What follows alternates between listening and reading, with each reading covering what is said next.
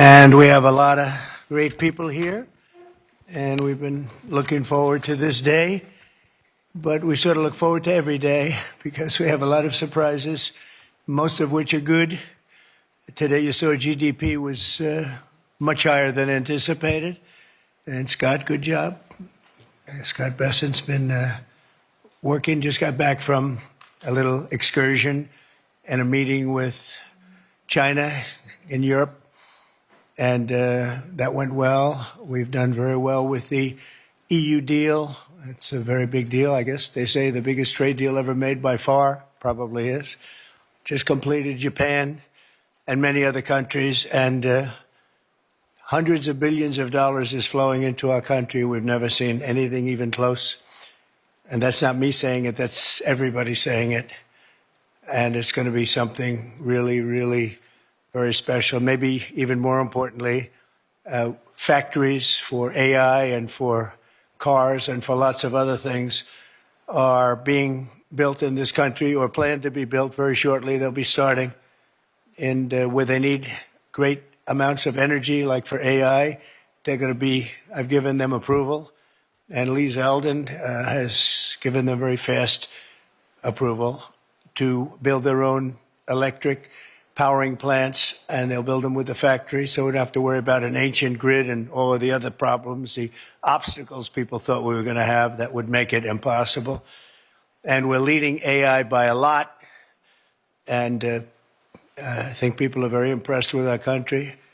As they said, the King of Saudi Arabia and various leaders, and just about every leader I can even imagine, we were in the Middle East and Qatar, UAE, Saudi Arabia, they said, 1 year ago, your country was dead, and today you have the hottest country anywhere in the world, and that's true. So I congratulate everybody in the room that's helped, but we're doing a good job together.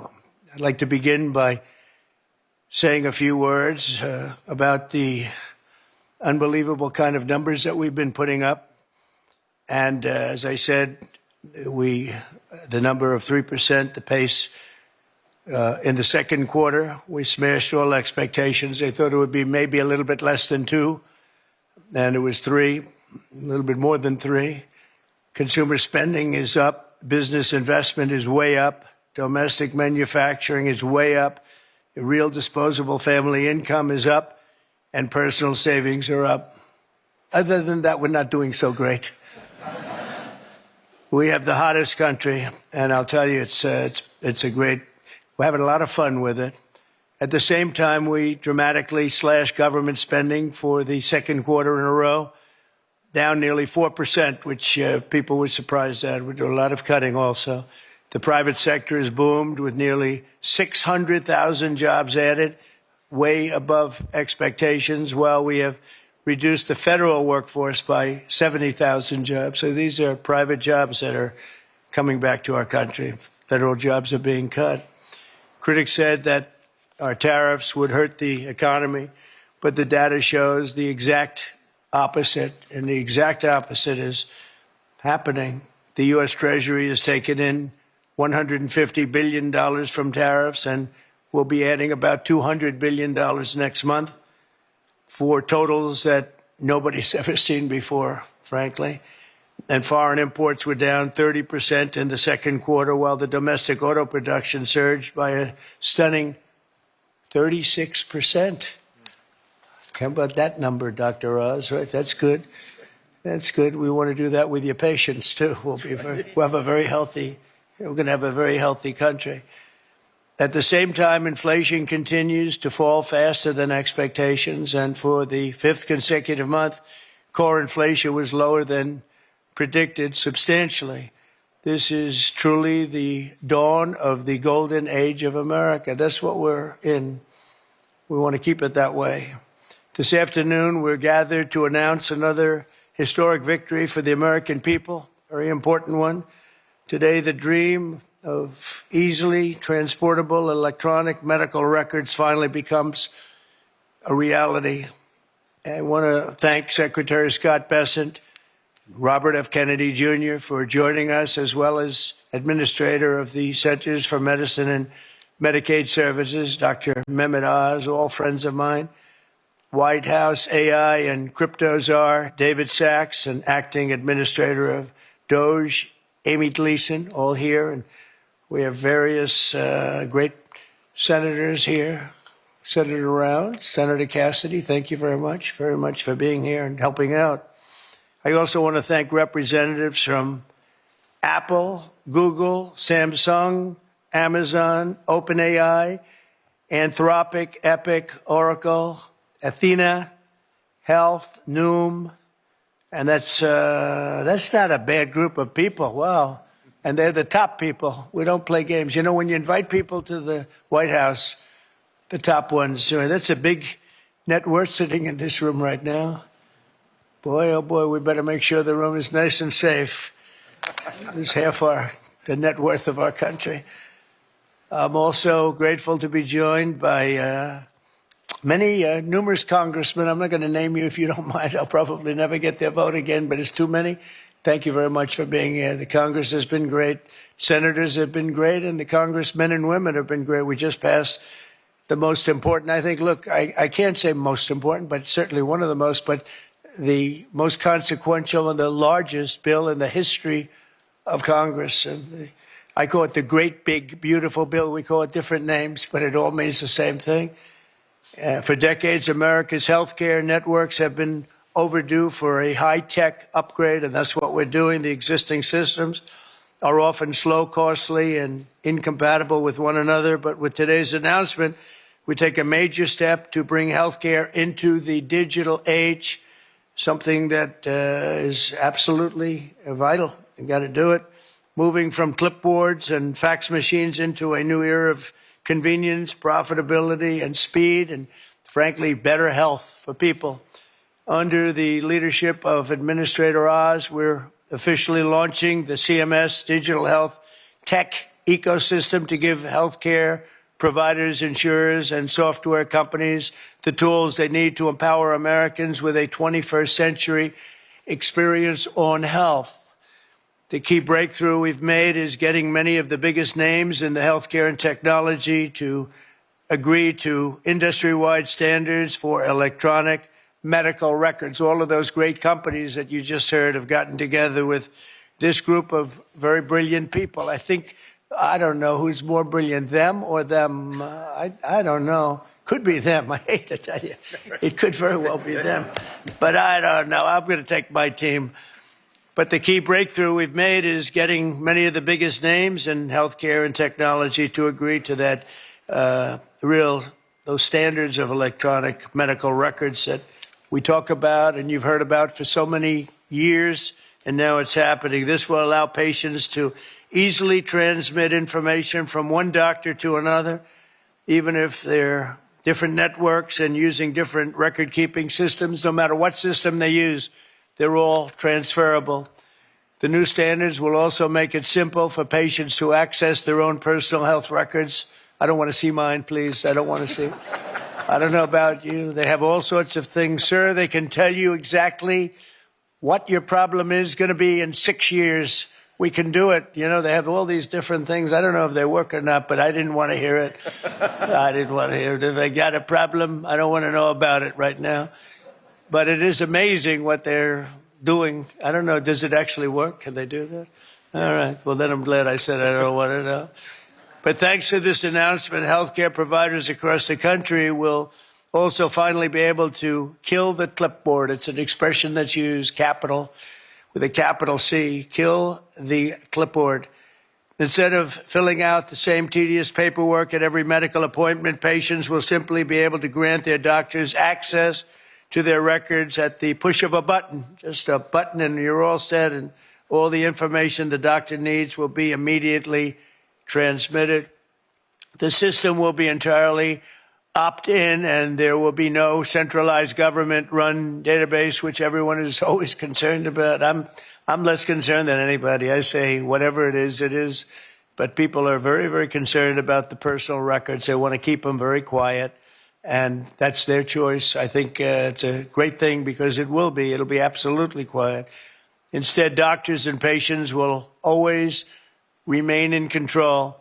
The benefits to millions of Americans will be enormous. We will save time, we will save money, and most importantly, we'll save lives. It's just going to make people live longer and be a lot healthier. I think that's really what you're looking to do.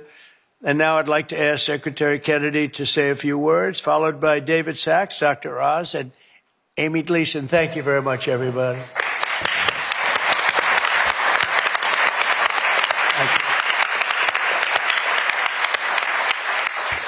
Thank you very much, Mr. President. And I just want to begin by making a comment that is irrelevant to what we're gathered here today to talk about. But I've been coming to this building for 65 years, and I have to say that it's never looked better. I've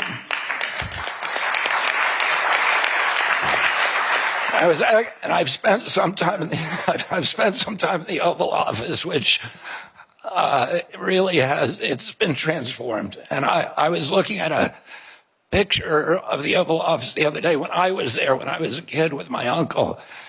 And, you know, it was extraordinary. It's always extraordinary to go into that sacred space. But I have to say that it looked kind of drab in the pictures. And they're black and white pictures, but it looked drab. And it looks the opposite of drab today. And I think, I know all these portraits, I hope you get a chance to look at them when you go out there, that they were handpicked for the president. And many of them hijacked from other agencies that were trying to keep them. But I mean, you know, my uncle, my aunt, Jackie, who were deeply committed to design, to beauty, and who understood that it's important to have our public buildings be beautiful because it inspires us, it elevates the human spirit. It's one of the, it is a template, it's an example, an exemplar for democracy, the releasing through freedoms of the creativity of the human spirit. And this building, of all buildings, should look beautiful. And under your stewardship, it looks extraordinary today. So thank you, Mr. President, for that. About 3 weeks ago, I met with the Indonesian health minister. And Indonesia today is regarded as the highest flourishing nation on earth. Since 1990, it has increased the lifespan of its women by 8 years, of its men by 9 years. There's no country that has a record like that. And there are two major innovations that allowed them to achieve that extraordinary outcome. And one of those was to disincentivize people from eating processed foods. Oh, you are paid not to eat processed foods, and you are penalized for eating processed foods. The other innovation that really transformed Indonesia was allowing people control of their individual health records. He showed me the app that they use that everybody in Indonesia has.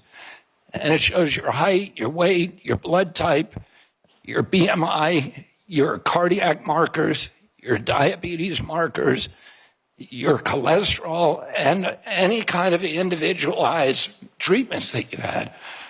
So if you go to a doctor in another town, he doesn't do what we have to do here, which is to sit there with a clipboard and a fax machine in order to get your health records. It's available, and it allows them to give better treatment. It also allows you to make better choices over your life. And there's other apps like Yaka in Indonesia that allow you to choose good foods when you go to the grocery store. So you can turn your app on your phone and you can get full information of those foods. Well, now if you have your medical records, you can get personalized advice. And that app will also give you advice about a better alternative. So we're going to be able to, we met, Dr. Oz and I met with the former Prime Minister Rudd of Australia just after the election during the transition phase. And he, after his retirement as Prime Minister, he ran a commission to reorganize the Australian health system, and they revolutionized it, and they vastly improved health in Australia. And he said the single thing that he did that was most important to that transformation was the transparency that occurs when people control their own health records. Because it gives people the choice over their own health decisions and over their own lives, and it gives them a sense of responsibility and allows them to measure the interventions if they change their diet, if they change their exercise. It can show you how many steps you took today. It can tell you if your glucose is spiking. And all of that information will now be available to American citizens. 60 years ago today, we passed Medicaid and Medicare in this country. And we have 60 CEOs in this room of these extraordinary companies, some of which the president just mentioned, that have all agreed voluntarily to start sharing information. President Trump, during his first term, passed the interoperability rule. And it was intended to do this. For 20 years, the federal government has been trying to do this. Everybody recognizes it's absolutely critical innovation for us advancing the health of American citizens, to give them responsibility and to give them control over their own healthcare choices. And unfortunately, you ran out of time the last time around. President Trump gave us instructions that he wanted this to happen within 6 months. We barely made it under the wire thanks to Dr. Oz's leadership. And within 6 months, every American's going to be doing it thanks to the cooperation of the corporate leaders in this room. You know, about 3 months ago, I met with the food executives, and I asked them to voluntarily come forward and get rid of food dyes, of the 9 synthetic petroleum dyes. And this is something, again, the government, Democrats and Republicans have been trying to do for 20 years. And the industry came forward, and now 40% of the food industry in this country has taken the pledge to remove food dyes from all of their foods. That happened because of your leadership, Mr. President.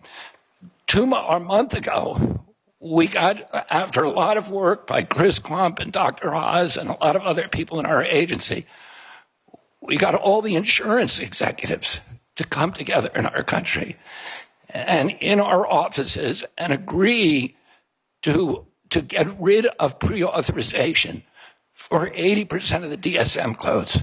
This is a voluntary agreement. 80% of the industry has now agreed to do that. So this is happening because of good leadership. President Trump, you've asked us to think big. You've inspired us to dream big.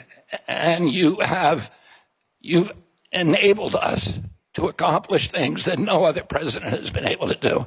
So I want to thank you for your leadership, for allowing this to happen. And with your leadership, we're going to make America healthy again. Now I want to introduce my friend, my colleague, the crypto czar, the acting administrator of Doge, David Sachs.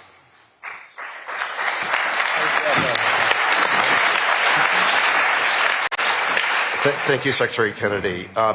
I recently got a text message from a friend whose wife has been suffering from a chronic illness for something like a decade, and they've been trying to figure out what it is. They've never been able to figure it out. And I just want to read this to you right off my phone. He said, I uploaded my wife's blood work into one of our leading AI engines on Friday. It essentially diagnosed her as having a rare genetic defect that causes bone marrow failure. It's caused every single thing that's happened to her. She has every single symptom. It started at exactly the same age of presentation. It's 10 people out of 1 million. There's absolutely no way this is not it. So wow, it's really an incredible example of what AI is already able to do just today, and we're just getting started. And this was one person putting his wife's data in one of our consumer AI apps, and he's already been able to get that diagnosis, and that's going to help them tremendously. The key is the unlocking of the data, because the more data that AI has, the better it performs. And so, kudos to Dr. Oz and Secretary Kennedy for this pledge today. They were able to get 60 major companies across different sectors of the economy to agree to unlock their data so that AI can use it to drive better patient outcomes. And this is, all due to your leadership and President Trump's leadership to put the American people's healthcare needs first. And I remember Dr. Oz, he was one of the first people to call me during the transition when the president announced I'd be AI czar, because he wanted to ask me about how AI could better be used in healthcare. So kudos to you, Dr. Oz. Your passion's really incredible. And kudos to you, Secretary Kennedy, your passion as well. And I remember a couple of years ago, I was a big fan of Bobby Kennedy when he was running as a Democrat. And I remember thinking... He gave a lot more money than President Trump. Well, I remember thinking there's this one problem with Bobby Kennedy. He's not a Republican. But thanks to President Trump, I think we fixed that. So, and I think that, getting people like Dr. Oz and Bobby Kennedy into the administration is a testament to President Trump and the talent that he's able to attract and pull together, and the partnerships that he's able to forge, because these are people who could be doing other things. So it's really a testament to the great talent that President Trump always attracts around him. Today's pledge by these companies is going to tear down barriers that allows both startups and established firms to compete freely. We're opening up the playing field so that the best tools can scale, compete on value, and discover new methods for making Americans healthy again. Technologies like AI, they do things like they will expand access to care, cut administrative costs, reduce fraud, and deliver better results for patients and doctors. And I want to thank you, President Trump, for your promise to not only make Americans healthy again, but also to ensure that America is the predominant AI superpower. Just last week, you announced a major AI action plan with hundreds of billions of dollars of new investment in AI infrastructure, and also getting red tape out of the way so that we can be the leading country in AI. And it's these life-saving applications that are going to be built on top of all of that infrastructure. So thank you for your leadership in making the United States the #1 country in AI. David, thank you. And now, Dr. Oz. Mr. President, today we are making American health technology remarkably great again. We've always been at the leadership. David's right. I called him early on after the president offered me the position, and him as well. And we began brainstorming on this. Secretary Kennedy from day one appreciated the crisis that we're in and how we needed to address it. So today is a remarkably important day, one that you will remember, I believe, for years to come, for 3 reasons. Yes, it is the 60th birthday of Medicare and Medicaid. The first patient, by the way, was Harry S. Truman. Although Lyndon Johnson signed the legislation 60 years ago today, not far from here. It is not just the ability to bring 60 of the top incumbents and insurgents in health technology, hospital systems, insurance companies, electronic medical record companies, AI companies, the big players. You're all here, and we appreciate that very much. But, Mr. President, you used the power to convene. That's fundamentally what I think the president has been able to offer us. And Secretary Kennedy offered us, as a group, some examples, but there are more to come. And I want to touch on some of these. But first, I've got to do what doctors often have to do, which is to tell you the truth, even if you don't want to hear it. So here goes. These beautiful programs, which are the backbone of the social network, the social support system of this country, the safety net, they're flailing.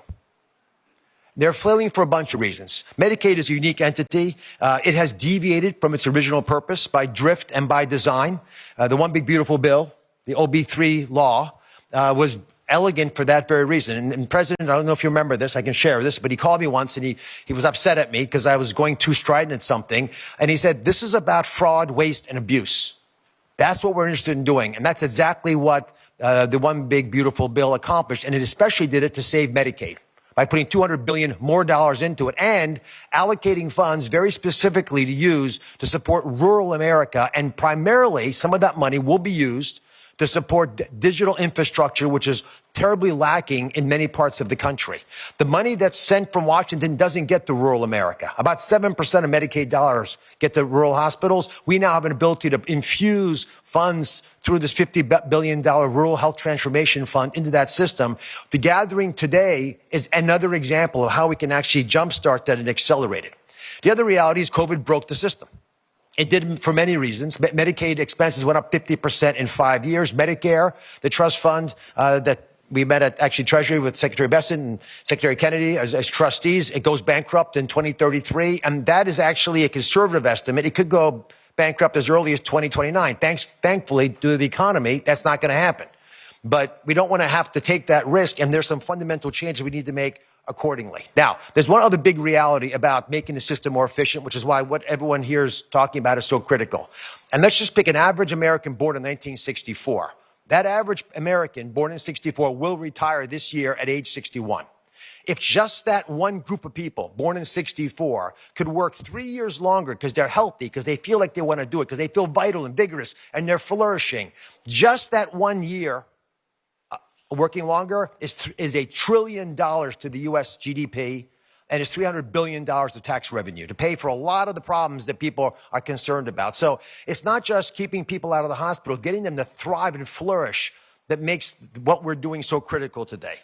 I think there are a lot of realities to how healthcare has gone. Unfortunately, this system is frozen, and it has been for many reasons, despite efforts in the first administration. It's frozen in time, so it cannot address the quality lags that exist. While Netflix and Airbnb and Uber drivers are racing ahead, making arrangements, identifying the problems that are challenging us in healthcare have become incredibly difficult. You can't make appointments.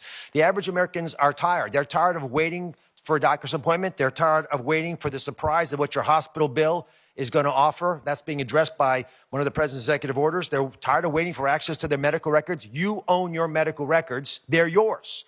Why you can't have access to them is a stunning reality in modern day America. They're also tired of waiting for Washington to take action. And this president early on emphatically stated that wasn't going to happen anymore. And today we made that vision into a reality. And there's a fine line between vision and hallucination. What you did today was show it's a vision because you share it with us and we're moving ahead on it. And that's what today's commitments essentially are reflecting. And they are pledges. They're not laws. They're nimble and they're fast and they're quick because the president understands that you, each of you in your own way, understand these needs. And Secretary Kennedy spoke beautifully about the reality of what happens when you actually have electronic records, because what he said is happening in Indonesia, we'll have here. Within a year on your device, and 91% of Medicaid patients have smartphones. On this device, you'll get insights based on your records if you want. You don't have to take this. But if you desire, Amy Gleason is one of the smartest people I've ever worked with, has built a mechanism to be able to get you that information in a way with all these partners helping so that you can get nudged to pay attention to what you're eating and avoid processed foods that Secretary Kennedy smartly and wisely highlighted as so dangerous to our well-being. All this, by the way, is that will be at the fingertips. In addition, advice about which doctor to see, when to go see them, nudges, reminding you why I didn't do certain things. If you're a doctor like me, it's a very different story. It's to help you navigate the system better. It's giving you advice, decision support, which is becoming increasingly important as medicine gets more difficult. But I'll tell you the best thing of all, how many of you have been with your doctor telling them something heartfelt, very emotional, and they're looking to the side, typing into their computer, right? It's common. Put your hands up. I just want to see it. Yeah, most everybody. And that's unfortunate because the whole sacrament, the whole covenant of being with the doctor is having them look you in the eyes and realize you're there for each other. That process is going to go away. We will, within the workflow of doctors, be able, with your help, allow physicians to take care of patients, gather the information while they're doing it, and will destroy the upcoding that has hurt Medicare Advantage and other programs in a similar fashion. The IT infrastructure that's going to change promises to improve a lot of things. We're going to cut fraud, waste, and abuse. Mr. President, we announced with the DOJ 2 weeks ago a $15 billion bust. $15 billion. It's a multinational criminal syndicate based primarily, we believe, in the Soviet Union, in Russia. And what they did was hack using beneficiary numbers into the system. We'll be able to stop that because of a system that Amy has put together and the wonderful work of Amy Brandt, who has a fraud war room using this kind of technology, because we'll know who you are and who your doctor is so we can block this. We're going to have remarkable advances in how consumers can use their own records. We'll have beneficiaries be able to get MAHA advice and prevention tips and even be able to nudge them and reward them perhaps for that. And all this comes back to one fundamental issue, Mr. President, which is leadership. I think 60 people, the biggest, the best, the willing, came forward because of your leadership, because you weren't going to take no for an answer, and they know it. We are building a robust and safe, I emphasize that, safe system. It's going to protect the data better than we could have imagined. We're going to be able to accomplish goals that all of us wished from day one that would be in place. These pledges are now confirmed. They're signed in public. And you have therefore empowered Americans to own their property, which is their medical records.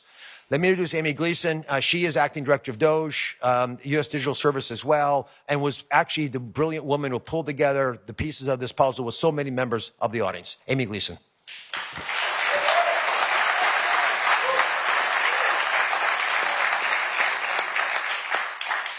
Good afternoon.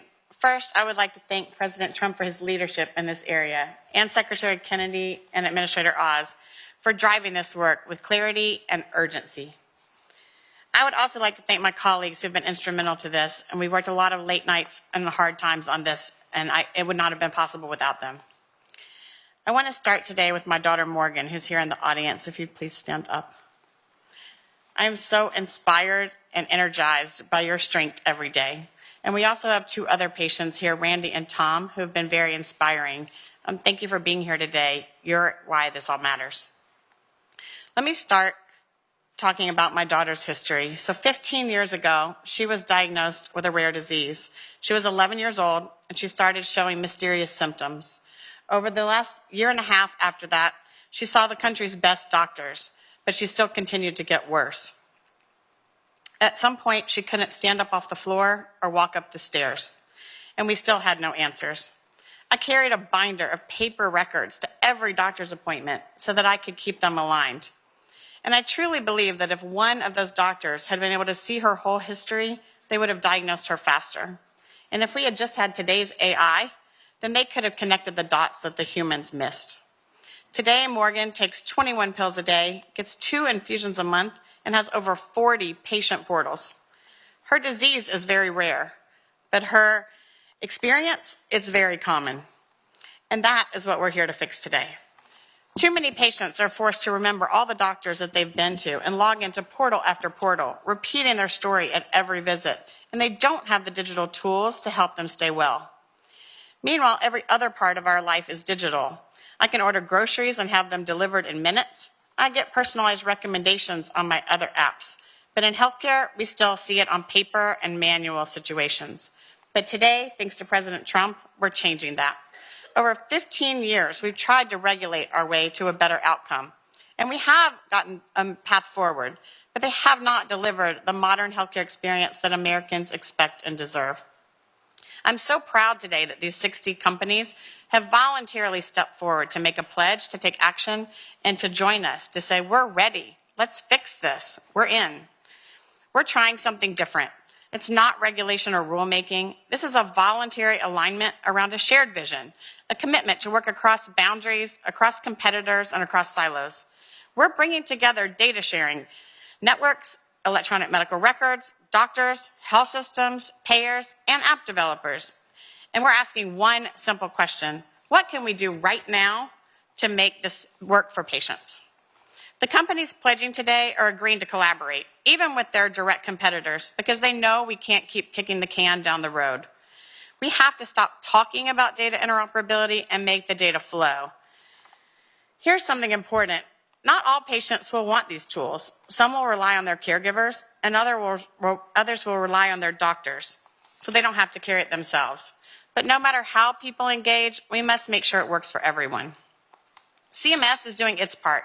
We're clearing the path for innovation by building the long overdue National Provider Directory, a kind of digital map for healthcare that connects systems in real time and helps patients get more coordinated care. We're also modernizing Medicare.gov to feel more seamless and smart like other apps we use. But the government can't do this and shouldn't do it alone. These tools we need to make daily decisions must come from the private sector, and that's why this is so important. So let me tell you what this might look like after our collaborative effort. So Morgan, in 6 months from now, might show up to her doctor's appointment. Instead of filling out a clipboard with her 21 medications, 12 doctors, and her entire medical history, she can just pull out her phone and tap or scan a QR code and seamlessly transfer her digital insurance card, her verified medical record, and a digital summary that could help her provider get up to speed faster. We call this kill the clipboard, as President Trump said. After the visit, Morgan opens her AI assistant, a tool that she has authorized to access her records, and asks, what did the doctor say today? What did these results mean? What should I watch for now? And the assistant responds using her actual health history, explains her care plan in plain language, helps her track her symptoms, and even schedules follow-up visits if she needs them. And lastly, she has a new favorite app that helps her manage her chronic conditions. Because for years, Morgan has said what other patients say, I only see a doctor a few days a year, but I live with this disease every day. Today, we're starting with apps that can support patients 24 hours a day from anywhere in the world. They don't replace doctors. They just fill in the gap between visits so that care is continuous and not episodic. So what makes this effort different? Today we have all these apps that want to provide these services, but they can't get the data because it is so hard for patients to access their records. But today we have 18 network companies who are here pledging to fix the infrastructure that makes this possible. They're doing this through modern data sharing networks that removes the burden on patients and providers and makes it available in real time using modern identity, just like when you check in at the airport. These honor patient privacy and transparency, and most importantly, it's a movement to work together to remove the friction that's holding us back. Because access to information shouldn't be a luxury, it should be a standard. So for all the Morgans out there, come join this movement with us at cms.gov. Let's kill the clipboard and axe the facts. Let's help make health tech great again. Or in this case, maybe it's for the first time. Thank you, President Trump.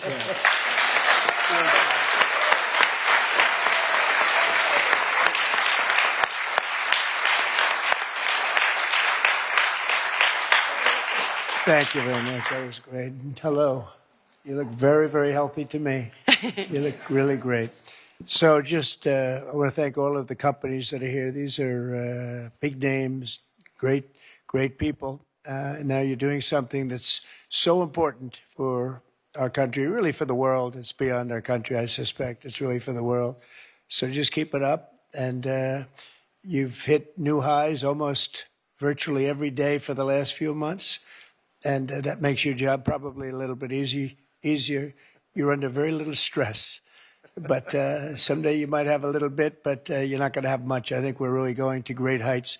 But I just want to thank everybody, political people and the teachers and the companies and all of our cabinet. I even see Newt. Do I see Newt? I see Newt. Look at him. He's such a handsome man. He's a healthy man. We don't have to do any tests on him. But good to see you, Newt. But I just want to thank everybody. This is a very big undertaking, and it's a very serious undertaking. It's going to make a lot of people lead a much better life. Thank you all very much for coming. Appreciate it. Thank you. Thank you. Can I call you by MFN? Yeah. Can we start?